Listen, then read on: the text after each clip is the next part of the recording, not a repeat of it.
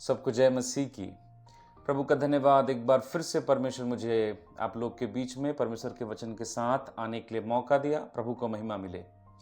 वचन के गुप्त सामर्थ का विषय को लेकर मैं कुछ बातें आपसे करना चाहता हूं। परमेश्वर का वचन में ऐसा लिखा हुआ है, भजन संहिता 138 उसके वचन 2 में, कि परमेश्वर ने अपने बड़े नाम से भी ज्यादा अपने वचनों को महत्व दिया है। आज कहीं ना कहीं हमारा जीवन देखने और सुने हुए चीजों से भरता जा रहा है। हम खुद परमेश्वर के वचनों को उतने नजदीक नहीं है जैसा होना चाहिए। इस विषय पे मैं परमेश्वर के वचन के उन गुप्त सामर्थ को आपके सामने रखना चाहता हूं जो वचन के अंदर में परमेश्वर ने रखा है। आइए हम इसके ऊपर मनन करेंगे। परमेश्वर की आत्मा हमारी सहायता करे। मैं बारी बारी करके बाइबल में परमेश्वर के वचन को कई चीजों से तुलना करके कहा गया है, जिसको हम लोग हिंदी में कह सकते हैं बाइबल का प्रतीक, कि परमेश्वर का वचन को किन किन चीजों से तुलना करके बाइबल में लिखा गया है। हम उसी के ऊपर में थोड़ा सा समझकर वचन की उस गहरी सामर्थ की ओर मनन करेंगे। परमेश्वर की आत्मा हमारी सहायता करे। पहला याकूब की पत्री 1 अध्याय उसका वचन 23 और 24, क्योंकि जो कोई वचन का सुनने वाला हो और उस पर चलने वाला न हो तो वह उस मनुष्य के समान है जो अपना स्वाभाविक मुंह दर्पण में देखता है, इसलिए कि वह अपने आप को देखकर चला जाता है और तुरंत भूल जाता है कि मैं कैसा था। ये वचन 23 इस बात को प्रकट करता है कि परमेश्वर का वचन दर्पण है या परमेश्वर का वचन आईना है। यहां पर परमेश्वर के वचन की तुलना एक आईने से किया गया है, एक दर्पण से किया गया है। परमेश्वर की आत्मा जब परमेश्वर के वचन को दर्पण कहता है तो वचन के गुप्त सामर्थ्य को हमारे सामने प्रकाशित करता है। भाइयों बहनों, जिस प्रकार आईना हमारे जीवन के कई काबिलियत को बढ़ा देता है, आईना के अंदर भी करीबन 3 बातें हैं जो मैं आपके सामने रखना चाहूंगा। हमारी आंख होने के बाद भी हम अपने शरीर के कई अंगों को अपने इन काबिलियत से या अपनी आंखों से नहीं देख सकते।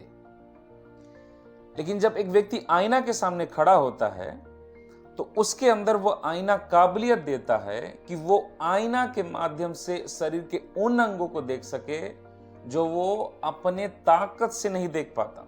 मैं अपने चेहरे के इस हिस्से को नहीं देख सकता, लेकिन जब मैं आईने के सामने खड़ा होता हूं तो मैं उन हिस्सों को भी देख पाता हूं जिनको मैं सीधे तौर पर नहीं देख सकता। ये वचन की गहरी और सामर्थ्य गुप्त सामर्थ्य को प्रकट करता है कि जब एक व्यक्ति परमेश्वर के वचन रूपी आईने के पास आता है, वो आईना उसको उसका चेहरा दिखाएगा। मेरे भाई बहनों, परमेश्वर का वचन को हमें इसलिए नहीं सीखना चाहिए क्योंकि हम दूसरे को सिखाएं। परमेश्वर का वचन को आईना कह के परमेश्वर की आत्मा ये सिखाते हैं कि जिस प्रकार हम आईने के सामने खड़ा होकर अपने आप को देखते हैं, उसी प्रकार मसीहों को चाहिए कि वो प्रतिदिन अपने आप को इस वचन रूपी आईने के सामने रखें जैसा वो संसारिक आईना देखते हैं। आज वचन रूपी आईना को प्रतिदिन नहीं पढ़ने के चलते, नहीं देखने के चलते हमें हमारे जीवन के गुप्त गंदगियां दिखाई नहीं देती। हम अक्सर दोष लगाने वाले, दूसरों की गंदगी देखने वाले होते हैं। लेकिन परमेश्वर का वचन रूपी आईना सबसे पहले जब आप सीखते हो, पढ़ते हो, समझते हो, वो दूसरों के लिए नहीं है, यह हमारे खुद के लिए है। आईना क्या करता है? अगर मेरे चेहरे पे कहीं पर दाग लग जाए, मैं इसे नहीं देख सकता, लेकिन जब मैं आईने के सामने खड़ा होता हूं, आईना मुझे मेरे चेहरे को देखने के लिए ताकत देता है। तो दूसरा, वो उस दाग को भी देखने के लिए ताकत देता है जो मुझ में है। तो जब एक व्यक्ति परमेश्वर के वचन रूपी आईने के पास अपने आप को रख कर पढ़ता है, अपने आप को रखता है और वचन को पढ़ता है, एक तरफ अपने आप को, अपने जीवन को, अपने स्वभाव को, अपने हर एक चीजों को, और एक तरफ परमेश्वर के वचन को, तो परमेश्वर की आत्मा क्या करता है? पवित्र आत्मा आपके और मेरे जीवन की एक एक गंदगियों को जो हम में है उससे रूबरू कराता है। आप उसको देख पाओगे। आज लोग इस वचन रूपी आईना के सामने नहीं है, इसलिए उनको उनके जीवन की कोई गंदगी दिखाई नहीं देती। उनको अपने जीवन में बदलने की जरूरत नहीं पड़ती, वो ऐसे ही चल रहे हैं। कौन सी गंदगी दिखाता है? भजन संहिता उसके 19 अध्याय और जब आप उसके 12 पद को पढ़ेंगे तो परमेश्वर का दास दाऊद कहता है, परमेश्वर मेरे ढिठाई के और मेरे गुप्त पापों को क्षमा कर। जीवन में दो तरह का पाप है। एक पाप जिसको शायद हम जान रहे हैं, हमें पता है हमने यहां पर गलती की है, लेकिन वहीं पर ऐसी गलतियां हमारे जीवन से होती हैं जिनको हम भूल चुके हैं या अनजाने में कर लिए, जिसको हमने नहीं समझा कि वो पाप है। लेकिन जब एक बाइबल के सामने, परमेश्वर के वचन रूपी दर्पण के सामने एक व्यक्ति प्रार्थना के साथ आता है, पवित्र आत्मा उसके सामने उसके जीवन के वास्तविकता को प्रकट करेगा। हालेलुया। मेरे भाइयों और मेरे बहनों, परमेश्वर का वचन आपको आपके असली व्यक्तित्व को प्रकट करता है। Praise the Lord. तो उसमें दूसरा हिस्सा एक ये है, पर जिस प्रकार एक व्यक्ति आईने को थोड़ा सा देखा और चला गया, वो भूल जाएगा। जो वचन में लिखा है यहां पर वचन 24 में,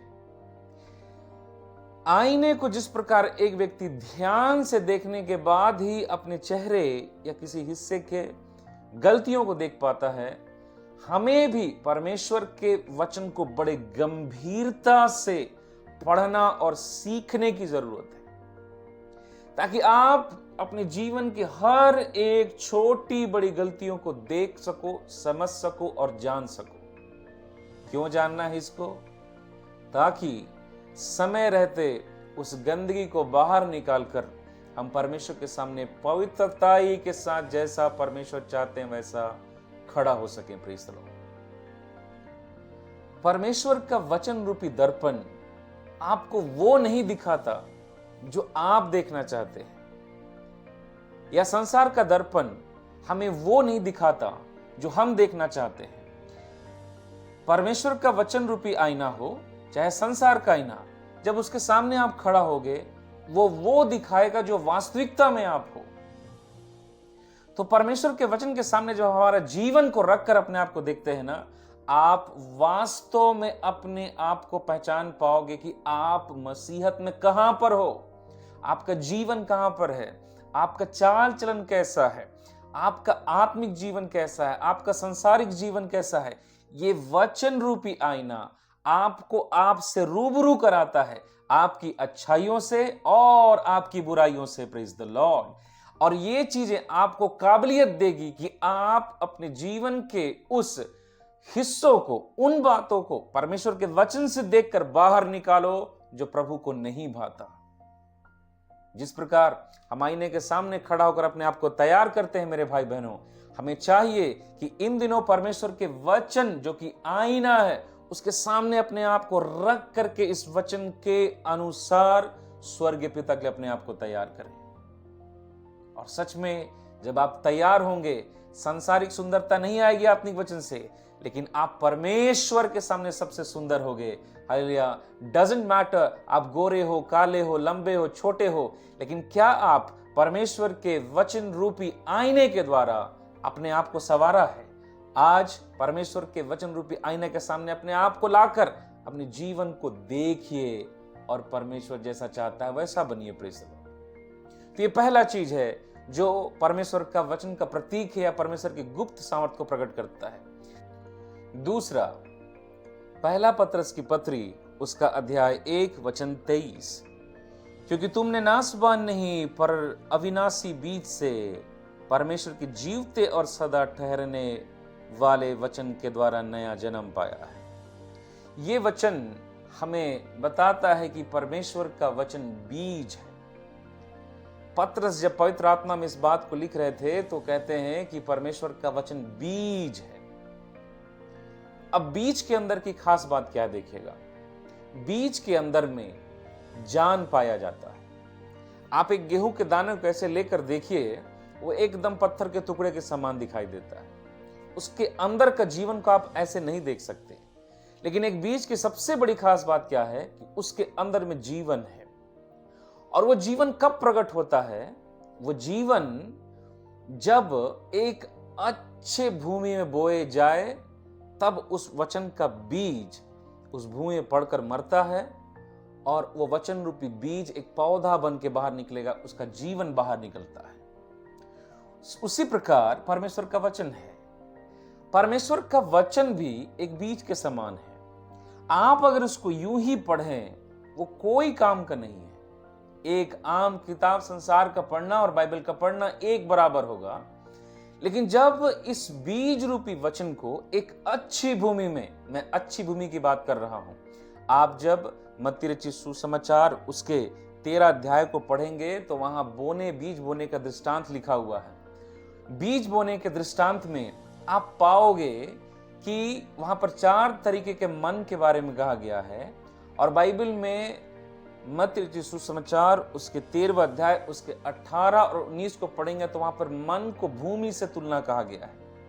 जैसे गेहूं के दाने के बीज के जीवन को बाहर निकालने के लिए उसे एक अच्छी भूमि में बोया जाता है, उसी प्रकार वचन रूपी बीज को भी फलवंत होने के लिए अच्छा भूमि चाहिए। और बाइबल में मत्ती उसका 13 का उसका 18 और 19 पद बताता है कि हमारा मन भूमि है। Praise the Lord. एक व्यक्ति जो बड़े समर्पण के साथ, बड़े पवित्रता के साथ और आज्ञाकारिता के साथ परमेश्वर के वचन को अपने जीवन, अपने मन रूपी भूमि में बोता है, जिस प्रकार एक किसान जब भूमि में बीज को बो दे फिर उसे वहां से हटाता नहीं, उसी को रहता है और उसको हर वो चीज उपलब्ध कराता है जो उसे अपने समय पर बढ़ाए। उसी प्रकार जब एक व्यक्ति परमेश्वर के वचन को सुनता है, उसके मन में रखता है और उस वचन के अनुसार काम करता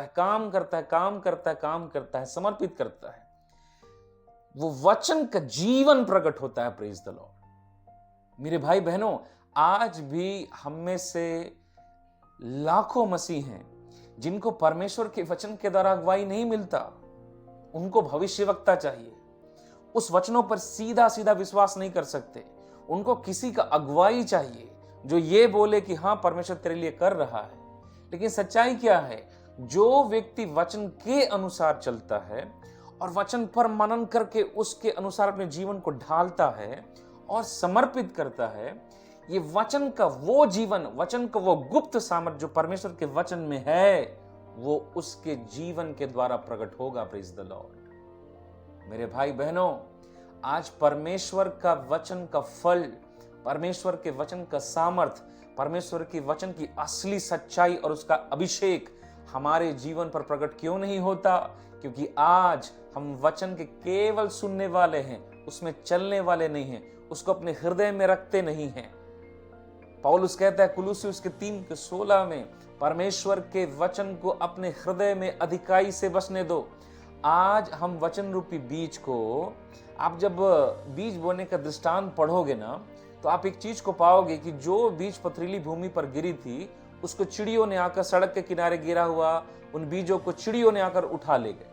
क्या दिखाता है? ये दुष्टात्माएं हैं मेरे भाई बहनों, जो मसीहों के जीवन से वचनों को चुराते हैं। आप जब तक चर्च में हैं, आप जब तक प्रार्थना कर रहे हैं, आप जब तक बाइबल को पढ़ रहे हैं, तब तक आपको वचन याद रहेगा। क्या उसके बाद आप वचन को पकड़े रहते हैं? क्या आप अपने काम को परमेश्वर के वचन के अनुसार कर रहे हैं? परमेश्वर के वचन को जो बीज है, एक अच्छे मन के साथ ग्रहण कीजिए। वचन की असली सामर्थ को आप देखोगे। हालेलुया। परमेश्वर का वचन जीवित और प्रबल है। Praise the Lord. वो सामर्थ जो वचन में लिखा है, आप भी कहोगे एक एक वचन परमेश्वर का सामर्थ्य है। कब? जब एक सही मन रूपी भूमि में वचन बोया जाए। Praise the Lord. आगे बढ़ते हैं। नंबर 3, इफिसियों की पत्री 5 अध्याय उसका 26 पद, कि उसको वचन के द्वारा जल के स्नान से शुद्ध करके पवित्र बनाए। ये वचन बताता है कि परमेश्वर का वचन जल है। पानी से तुलना किया गया है परमेश्वर के वचन को। परमेश्वर क्यों प्रतीकात्मक रूप से इन चीजों को तुलना किए? उसका एक कारण है, ताकि आप वचन के वास्तविक सामर्थ्य और उसके काम करने के तरीका को समझ सको। जिस प्रकार पानी से शरीर का मैल दूर होता है, उसी प्रकार जल रूपी वचन के द्वारा हम भीतरी मैल को दूर करते हैं। लिखा है व्यभिचार, घमंड, लालच, ईर्ष्या, सारी गंदगियां हमारे मन से ही निकलता है। बाइबल में लिखा है मन में असाध्य रोग लगा है। मन तो सबसे एक धोखा है, सारी गंदगियां हमारे अंदर में है। तो संसार का जल जिस प्रकार हमारे शरीर के मैल को धोकर हमें साफ करता है, जब एक व्यक्ति परमेश्वर के वचन के सामने अपने आप को रखता है तो दर्पण उसके गलतियों को दिखाएगा, बीज उसके जीवन के भीतरी मनुष्यत्व में परमेश्वर का वचन का सही सामर्थ को प्रकट करेगा। तो जल, जिस गंदगी को आपने परमेश्वर के वचन रूपी दर्पण से देखा है, आप इसी वचन के सामर्थ के द्वारा सही पश्चाताप और सही वचन के ज्ञान के द्वारा परमेश्वर के वचन रूपी जल से अपने भीतरी मनुष्यत्व को, सारे गंदगियों को साफ करते हैं। इसीलिए यूहन्ना की सुसमाचार उसके 15 अध्याय उसके 3 में लिखा है, मैं तेरे वचन के द्वारा शुद्ध हूं। Praise the Lord. वो वचन, परमेश्वर का वचन वहां कहता है कि परमेश्वर का वचन शुद्ध करता है। Praise the Lord. जब व्यक्ति परमेश्वर के वचन को सुनता है ना, तो इसलिए कि वो आशीष पाए, केवल इतना नहीं है, परमेश्वर का वचन एक व्यक्ति को पानी के समान, जैसे पानी से एक व्यक्ति का शरीर का मैल धुलता है, उसी प्रकार उसके भीतरी मनुष्यत्व की सारी गंदगियों को दूर करके उसके जीवन को एक शुद्ध मन से भरता है। मत्ती सुसमाचार उसके 5 अध्याय में लिखा है, धन्य है वे जिनके मन शुद्ध है, क्योंकि वो परमेश्वर को देखेंगे। पहला शमूएल की आप किताब पढ़ोगे तो परमेश्वर शमूएल से कहते हैं, हे शमूएल, मनुष्य का देखना और मेरा देखना एक सा नहीं है। मनुष्य बाहरी रूपरेखा को देखता है, लेकिन मैं मनों का जांचने वाला परमेश्वर हूं। परमेश्वर का वचन आपको भीतर से पवित्र करके तैयार करता है कि आप परमेश्वर के सामने खड़े हो सके। मेरे भाई बहनों, परमेश्वर के वचन के नजदीक आइए, परमेश्वर के वचन को अध्ययन करिए। ये दर्पण है, ये आपकी गंदगियों को दिखाएगा, आपकी गलतियों को दिखाएगा। ये परमेश्वर का जल है, परमेश्वर का वचन, जो आपको धोकर शुद्ध और पवित्र करेगा। अगर आप इफिसियों के पत्री 5 को उसका 26 और 27 को पढ़े तो कैसा लिखा है कि उसको वचन के द्वारा जल के स्नान से शुद्ध करके पवित्र बनाए। क्यों पवित्र बनाए? वचन 27, और उसे एक ऐसी तेजस्वी कलीसिया बनाकर अपने पास खड़ी करे, जिसमें न कलंक हो, न झुर्रियां हो, न कोई और ऐसी वस्तु हो, वरन पवित्र और निर्दोष हो। Praise the Lord. परमेश्वर का वचन रूपी जल कलीसिया को, एक व्यक्ति को धोकर पवित्र करता है, कलंक रहित करता है, झुर्री रहित करता है, शुद्ध करता है। क्यों?